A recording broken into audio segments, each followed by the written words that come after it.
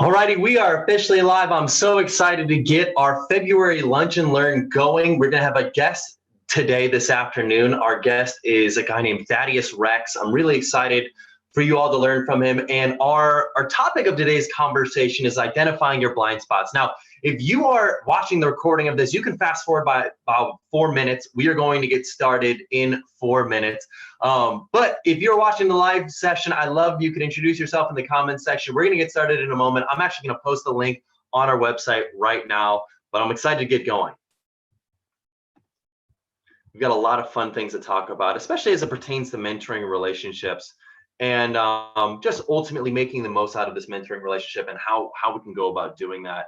And really, blind spots are so critical because blind spots are the areas that you may not necessarily realize that you have an issue with. And this is a big part of really building a strong mentorship bond, is that you've got someone that's there that they can say, hey, here's an issue, or here's an area that you can improve.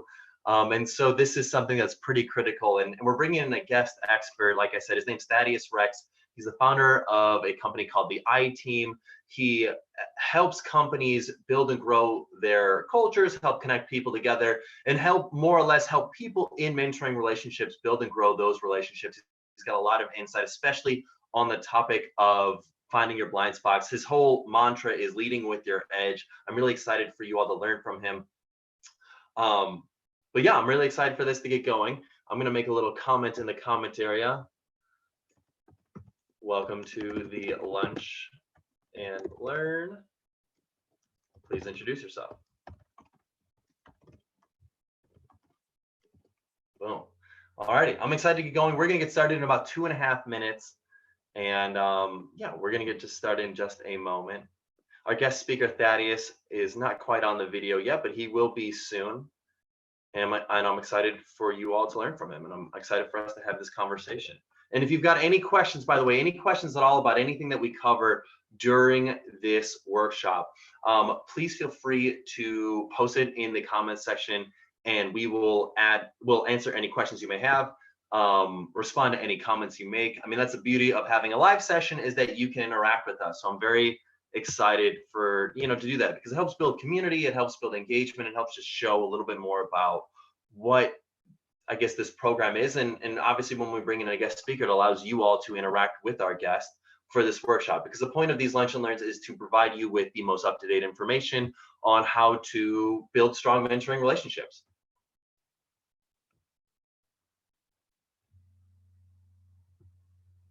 Perfect. Hey, Navneet, welcome. Thanks for making the comment. That's awesome.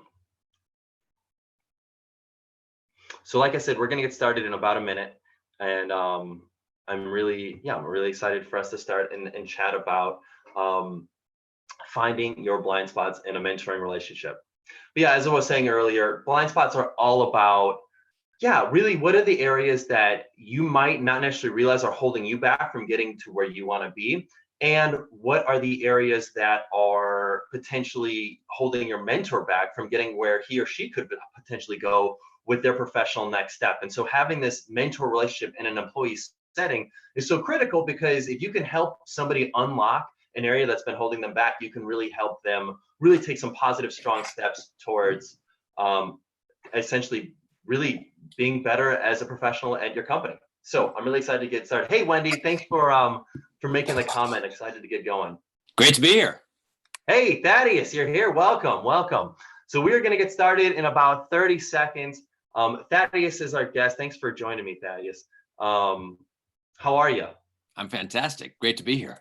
Good, good. So we're so excited to get started and chat about making the most out of mentor relationships, and really how can we go about finding our blind spots. So it is officially noon. We are going to get started.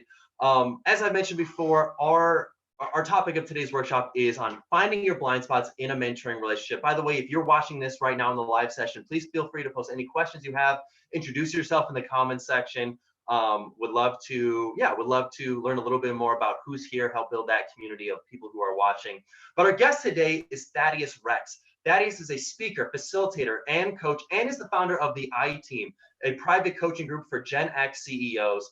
Thaddeus has worked with many teams and his forte is about leading with your edge. Thaddeus, thanks for being here. Hey, it's great to be here. Thanks for having me. And So as the I team's grown, I have to admit I have so many millennials now. I'm probably going to get in trouble saying this for Gen X anymore, but that is how it started. that's awesome. Yes. Well, thanks for clarifying that. So Thaddeus, our topic of today's workshop is on how do we find our blind spots in a mentor relationship. So I think to maybe get started, what is a blind spot? Could you maybe help identify that and help describe that for us? Absolutely. Whew. A blind spot is when you're on stage and you go up and you have wisdom and knowledge to share. You have a microphone, and it could be something as easy as even in high school or college, when you have the microphone and you're up talking and you have information because you're going to make an announcement about a dance marathon fundraiser, and everybody there needs to know the information. It's really valuable stuff, right? And you get up and you begin to talk, and your palms go dry and you get really clammy and nervous, and you think, and when you're done, you judge yourself and you think it was horrible, and you go back and you sit down and your friend goes, "That was great, man. Nice work." That was a blind spot. Like, you were judging yourself and no one else was. And I think sometimes it's really important to get that outside input so you can know, and the opposite happens. You go on stage, you think, "Man, I killed it. I killed it. I killed it." And you come back and everybody's like, "What were you thinking, man? You were all about yourself up there." It's like, man, I couldn't wait for you to stop talking. It happens both ways. Those are blind spots. Like, it's really hard to see the label from inside the bottle. It's impossible. You need that outside feedback to know, hey, how am I doing here? How's the crowd responding? Or how, in a one-on-one, like, how am I doing here? Is this making sense? Actually, does this make sense? These questions, that sort of mindset. Yeah, I love that. And that makes a lot of sense.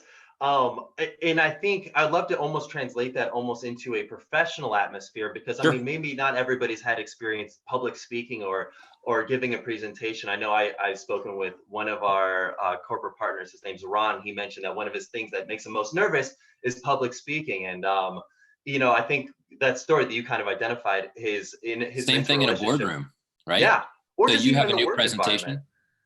Oh yeah, go Yeah. ahead. So it's your job to, you've spent time on the report. It's time to present it. And sometimes the information is just so interesting that you think, "Oh man, I didn't make them laugh. Like, they were just staring at me. I don't think I was very entertaining," but nobody needed you to be entertaining. They wanted the information. You had spent time putting great information together and actually delivered it very competently. And everybody was really happy with what you did. But because of our own interpretation of it's hard to interpret the results unless you ask for feedback. Yeah. And that's a really good point. And I think that especially in a work environment when we've got mentoring relationships, this can go beyond. This could even go to as like on a small of a level of like a report that I sent in. Let's say if maybe the ledger head that I used, or the way that I conveyed that report, or the way that I provided information to a collaborating team that I'm working with, I might not necessarily know that what my report is doing is potentially frustrating them or making their life easier. And I think being able to communicate that and having mentors that are there for us to kind of say, "Hey, this was awesome. This really helped me out," or "This was not." And that specificity of the feedback, I think, can be really helpful for Sure. a mentoring Sure. relationship in blind spots. Another example, I think, in corporate world where you see a lot is the hero who swoops in to put out the fire and save the day. And it's really Yeah. easy to celebrate the hero because the fire is stressful. Nobody likes the fire being there. The hero comes in and stops it. And whatever it is, like maybe a client project goes off the rails and they're blowing up your phones because everybody's upset because their servers are down or whatever it is. And so someone swoops in and saves the day and fixes it all and makes the client happy again. And everybody cheers, "Yay, Jimmy saved us," or "Sally did it." Where in reality, the goal is that there would be no fire to begin with. And for Jimmy or Sally, the person who's used to feeding their ego and feeling like a hero because they're saving the day, a lot of times you'll subconsciously, leaders will, instead of fixing systemic problems, will swoop in to fix the fire over and over again because it helps them feel good about themselves. And it's really engaging to go fix a fire. It's not so engaging to sit down and fix a process and then train everybody how to do it. And at the end of the day, that's actually more valuable for the company as a whole. And so I think those are the kind of blind spots where you really need someone you trust who can point it out and say, "Sally, You've had a lot of fires this week. You're really good at fixing the fires, but what are you doing to make sure we don't have any fires next week? That's a really good point. I would love to dive deeper onto that, Thaddeus, because I feel like sometimes it might be difficult to observe that, especially if let's say if I've been at a company for a very long time, I might find it difficult. I feel like if I've been working in a same scenario for a while, it might be difficult for me to understand that it's not normal for these fires to continue happening. How can I almost go about separating myself so then I can kind of like take myself out of it and realize, okay, wow, there's a fire that keeps going on. How can I create a procedure that can help make sure the fire doesn't happen anymore? How can I go about kind of doing that self-reflection and identifying those blind spots in my own self? Sure. I think one thing is to make a list. If you, so it, for me, it's Saturday morning, but it can be whenever. It could be the last thing you do Friday before you leave work. It can be that you get up early Monday and do it. Maybe it's a Saturday or Sunday thing, and just jot down what happened that week and what were the great successes, but what were the friction points. And I think it's really important to remember the friction points, which is when a fire ignites with that friction. And then if the key is not to just identify the friction points, instead of feeling good about ourselves for fixing the friction, we have to ask, that's a great thing to do, feel good about ourselves, but then ask, what could we do to preempt it, to make it frictionless? Which, you'll never have completely frictionless, but you always want to look at those friction points and ask, what can we do to reduce that as a system-wide effort instead of fixing the one fire? That's a really good point that you bring up because I think so often, and I'm even guilty of this as well. Earlier this morning, I had a mentor conversation with my mentor, Caroline. And the early part of this conversation, I was only sharing all the good things going on with my world, which is fine. Those are always good. But she said, Garrett, I want to know what's going on in the nitty gritty. I want to be as helpful to you as I possibly can be. And if you're only sharing the things that are the wins in your world, then that's not going, I can only just say, that's awesome, great, congratulations. But if you can share with me the pain points or the frustrations, the friction areas, as you put it, I can then start to help you really start taking some next steps to overcome that and identify an area that you might be able to improve on. So when it comes to a mentor relationship, how do you propose that people go about sharing those friction points in that mentoring relationships, especially with coworkers and colleagues? Oh, that's a great question. I mean, I think a key step is picking the right mentor. You have to have a mentor that you can trust, and a mentor-mentee relationship is a two-way street. Where I feel really lucky that I've had so many great mentors in my career, and I'll be honest, I've actually gone to my mentors and said, hey, I appreciate this so much. Can you tell me what you're getting out of it so I can do more of that? Because I want to help. And they don't need help. Like they have way more money and resources and connections than I do. They're not in it for the help, but I've literally been like, hey, you've been so generous with me. I know I can't help you with money or connections, but if you tell me more about why you like helping, I would like to, if it's just me making you proud, please let me know that, because then I'll go do whatever that thing is that makes this valuable for you too. Because I think that's really important to me, and I can't really know unless I ask. And I think that willingness to ask those uncomfortable questions can help your mentor provide their own uncomfortable questions. Like, it helps us both open up if you're willing to take that step. That's a great point. That was so spot on, Thaddeus. Seriously, that was a great point that you just made. I just want to repeat that. And that is, when you feel like you're in a mentoring relationship with somebody, and this is a message for the executives that are participating in this mentor program right now that we're working with and that are watching this, is asking the person that you're in a mentoring relationship, what are you getting out of this? And what am I getting out of this relationship that I'm finding a lot of value with? And being open about sharing that, because that can help stimulate more of those types of conversations, where if we're not asking these questions, or if we're not putting it out there, we're not stating maybe these potentially as uncomfortable statements or having these uncomfortable questions, it can be it can sometimes be potentially frustrating. And so when we're very clear about our expectations or things that make us the most happy from a mentoring relationship, that can really help us set the tone for the rest of our relationship. So I thought that was a really great point, Thaddeus. Yeah. And one way too, I think that's very helpful is, instead of putting your mentor on the spot and asking them why they care, is you can ask them, hey, I have this another mentor who helps me, and I appreciate you both. And I'm trying to figure out what they value in our relationship, because I want to make sure I honor that. And then the mentor you're talking to will tell you what they value in that process as well. And that's how both people can continue to mentor each other, which makes a ton of sense. Absolutely. Absolutely. So Navneet, she's a participant right now in the audience, and she had a question. She said, Sure. how would one proceed to highlight that blind spot to the person that is the hero and so used to fixing those fire who might not have even seen it without stepping on their toes, which I think is such an awesome question. So I think maybe rephrased in another way is, how can I go about conveying to somebody else, a mentor of mine or somebody that I'm working with, where their blind spots might be without making them feel like I'm stepping on their toes or walking all over them or putting them down? Sure. I think it depends on if you're trying to advise someone in a one up or a one down relationship. And what I mean by that is this someone who's a boss or someone over you? That'd be a one up relationship. Or is this someone that reports to you? That'd be a one down relationship. And because your strategy is probably going to be completely different. Managing up is always more difficult. And managing down, you're supposed to be the one doing that. So people kind of expect it. So I think in the managing down, if you're the one in charge of the department, you see fires happening in such and such, it's either a cubicle or a division or a series of tasks, and you see these issues coming up a lot, is to do it. You can start having people put data together to show what happens when the fire happens and someone comes in to save the day. Is they will pull a bunch of other people off their tasks to get the fire put out. And that whole old phrase, like when it rains, it pours.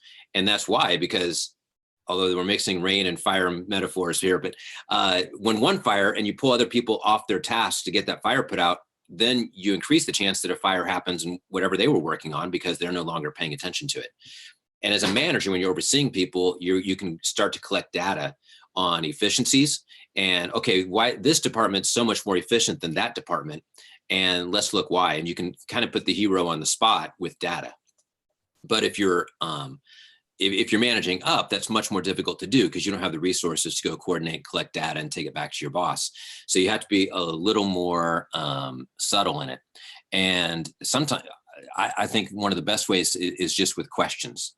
And for us, it's clients, but every client we work with is they're a one-up relationship. Like they're the boss and we're working for them.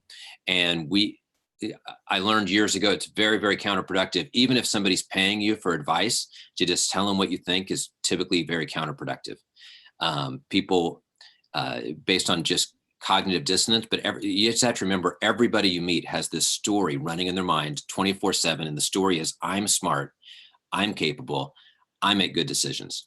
And so the moment you come in with advice, you're kind of threatening that story because you're trying to point out something they could have improved, which threatens their story that they were already making good decisions. And so instead, ask questions. And the more pointed the questions are about, hey, that was great work there. And I was just wondering if there might be a way to help reduce that friction so so we don't have that fire again, whatever it is. So the servers don't go down again. What if, I'm not really sure what it might be. Do you have a plan we could try putting in place? And you kind of give the person some control and power, even if you know exactly what the plan is. It's unwise typically to just lay it all out. So you can add what's called verbal hedges, but this will help increase the person's sense of autonomy that they're making the decision. So instead of saying what we need to do is this, this, and this, is say, hey, I don't know if you've ever. I don't know, it's probably crazy, but have you ever considered what if we tried this and then had so and so do that? I don't know if that might help at all. And then it goes, that's a great, then it gives them the chance to jump in or maybe they improve the idea. If someone repeatedly doesn't respond to that, then they're probably pretty tough to work with and you may want to consider a new job.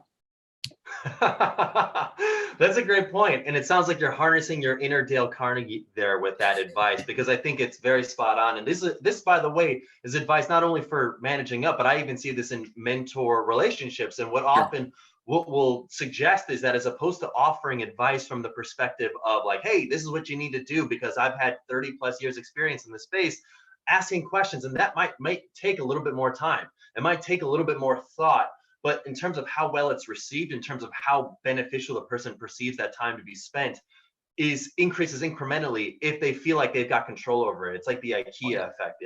The IKEA effect is people feel greater levels of like success or ownership of an idea if they help make it themselves. So by asking questions, you give them the opportunity to own that idea, as opposed to saying this is what you need to do, and saying, you know, hey, this was all XYZ person's idea, as opposed Right. to it being our cumulative idea. I mean, even as you say that as an example, it makes me feel like, oh, I have to adopt your idea, you know, and people, they're resistant to that. So, you know, that's just in the way you can kind of ease more friction there, get rid of the friction.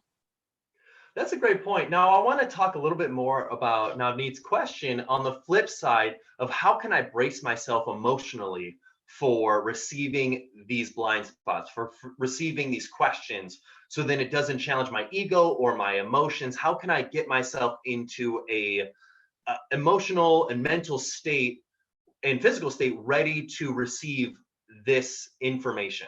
Sure.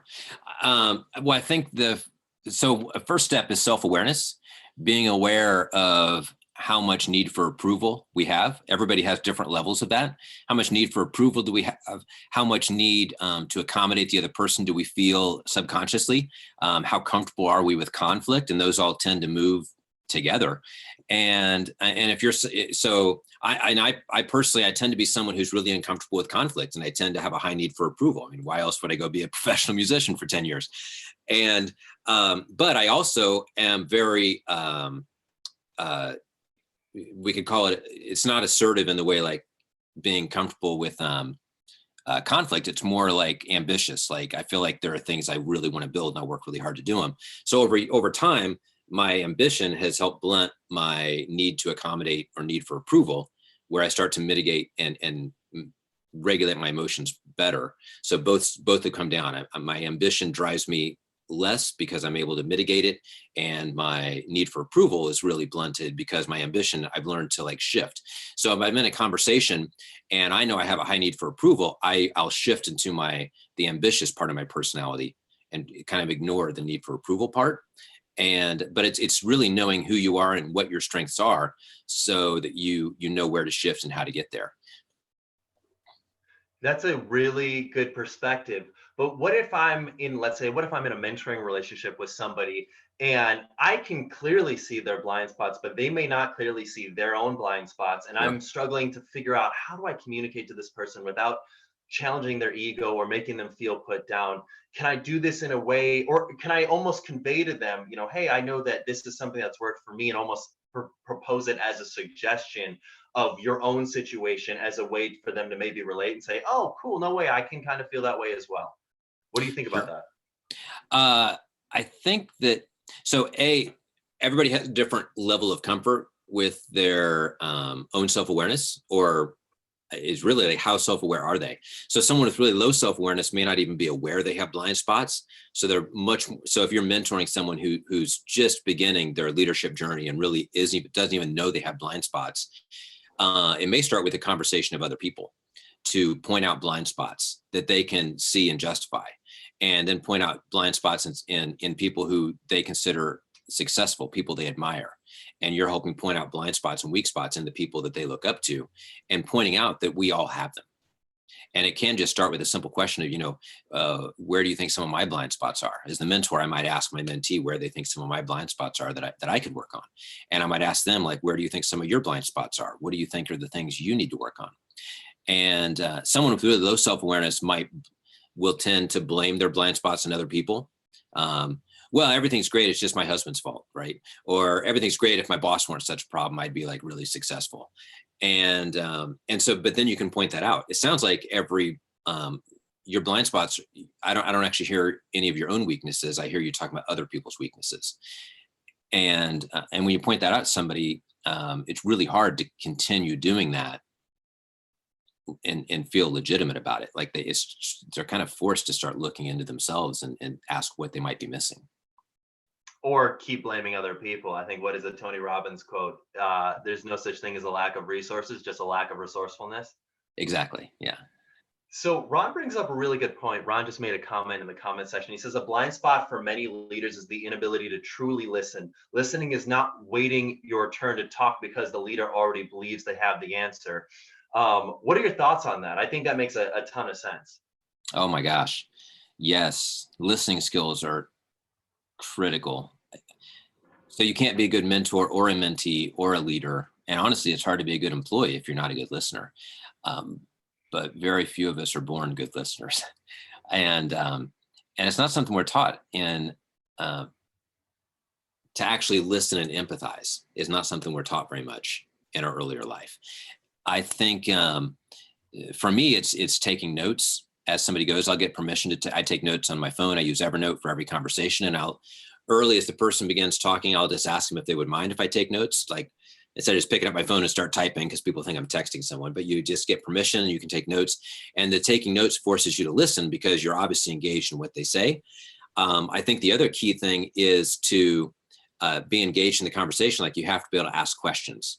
And it's really hard I don't know if you ever had this experience where you had a cocktail party or someone's house party or whatever, and you blurt out a question and everybody looks at you like they literally just finished talking about that. Like, it could be like what their trip to the zoo was like. Oh, what animals do you see? And they're like, they literally just finished talking about that. Like, that's not a great place to be. So two strategies. One, I think, is active listening. So you can think, as you're listening, think about which aspects of it interest you and what you might like to ask or learn more about. And secondly, if you ever get to that place where you find that you've actually zoned out for a couple of seconds, then use a question to get back to something that they talked about earlier. But be very careful not to ask questions that just sort of lay it out that, oh, I just asked you what animals you saw at the zoo when you just finished talking about it, because then we both feel foolish. Yeah, no, that's a really good point. I really like what you had to say about that. I think that's really fascinating. One thing that we do, especially as it pertains to mentoring relationships, to help make sure that doesn't happen, that people aren't trying to focus about what they're about to say. I think I'm stemming my inner Robert Cialdini. I read his book Persuasion, and one of the things he talks about is this concept called the Nexen line theory, which essentially states that when you are about to say something, more often than not, you aren't listening to the person who's actually talking. And so in our meeting agendas, when we have people meet with each other and we suggest topics for them to talk about, a lot of times we'll say, hey, come in with a story to share, and maybe come in with the bullet points of what happened with that story of a time that you failed or that you messed up, as opposed to just coming up with it on the spot, because when we come up with it on the spot, it diminishes our ability to listen. So I think what you're saying right there of just, if you know you're going to come in to share something, coming in prepared with it, so then you're not actually having to think about what you're about to say. You're fully focused in on what that person's actually saying. And yeah, like you said, using Evernote, or I personally take physical hand notes, to just jot down what you're hearing and reiterating to ask for any clarifications if something confused you or you might have missed something. Yeah. And I think different types of conversations have different strategies. So just being at a cocktail event and chatting, and maybe it's your spouse's work party or something. And so there's no real networking. There's no agenda. It's just hanging out, getting to know people. And that's very different than a focused like if you go to a networking event, you typically have something you want to accomplish, and you want to strategically approach and be able to have conversations with the people that can best benefit from what you have to offer, and vice versa. And so I think they're very different listening strategies, because one, you're listening in order to make sure you can clarify and understand what the opportunity is someone has to offer and helping connect them in the right place. Whereas in a social event, you're really just hanging out. And so you can kind of just let somebody be the entertaining storyteller and just have one or two entertaining stories in your back pocket. So if the conversation falls flat, you can do your part to, help. Yeah, good point. Now, I wanted to ask you, what are the benefits of identifying your blind spots, especially in a mentoring relationship? Like, if I'm able to kind of remove my ego, remove my emotions from it, hear from the person I'm in a mentoring relationship with, and hear what she has to say, and she tells me, Garrett, you do this, this, or this is something that I've observed. Have you considered, these types of things? And I ultimately am open to those, and I'm receptive to those suggestions or those areas that I might be blind in. What are the benefits? What could I anticipate, or what could I expect to make me a better person or a better professional from learning those blind spots and actually internalizing them? Oh, so the question is, how does learning your blind spots improve your professional abilities? Your abilities to be professional? Yeah, that's exactly it. I mean, it's everything in leadership. It's absolutely all about understanding blind spots. We all have blind spots. Everybody you're talking to has blind spots, and being able to understand what somebody really means when they, and a lot of people we talk to think they know what they really want. So we could I'm sure we could go to the fashion mall right now and walk through Saks Fifth Avenue and see a lot of people who think they want perfume or think they want hand lotion or a pair of jeans. And what they actually want is affirmation. And uh, from being recognized for wearing the right pair of jeans, or and see the same thing at car dealers. And so those are blind spots when people think, oh, I want a car, and they rationalize, oh, I need the Mercedes in order to impress clients, whatever. And that may be true. And there may also be a part of them that really wants the Mercedes and rationalizes it. So you have a lot of blind spots come up. And I think just being aware that everybody we work with has that. And as you do become aware of that, it helps you get more in control, because then as you become more aware of why you're making decisions, you can have a more honest conversation with yourself, and you can set better priorities, because we all have limited resources. We only make so much money, and or have so much time. And even clients of mine, or we can even look at Warren Buffett, like who has more money than Warren Buffett, but he has major time constraints, and he still has to be judicious in how and where he chooses to spend his time. And the more self-awareness you have, the better your awareness of your blind spots, the better your ability to manage your resources will be. I mean, that's, and then you know what criteria you really need to assess which products to buy or where to spend your time or what to do on a Saturday afternoon. Yeah, that's a really great point. Now, everyone watching this might be thinking to themselves, like, I'm excited, I'm ready, I'm pumped to get started finding my blind spots and then helping my mentor find his or her blind spots. Sure. So we're all excited to go into this. We're all excited to jump in. Let's say I try to implement this advice. Let's say I try to ask questions. Let's say I try to be empathetic, but I feel like it doesn't stick the way I want it to. Let's say I tried to deliver this blind spot and my mentor potentially seems offended, or that it may not have stuck the exact way I want it to, and I feel a little weird right now about the relationship. How can I go about mending the relationship and getting it back on track? Oh, that's a great question. So if I accidentally ask the wrong question and offend my mentor or my mentee, what can you do to kind of get back on track? I think the first step is to apologies go a long way. And if you honestly messed up, and I think screwing up doesn't have to be intentional or unintentional. It's just like if you borrow your buddy's car and you wreck it, it doesn't matter if it was on purpose or not. You messed up.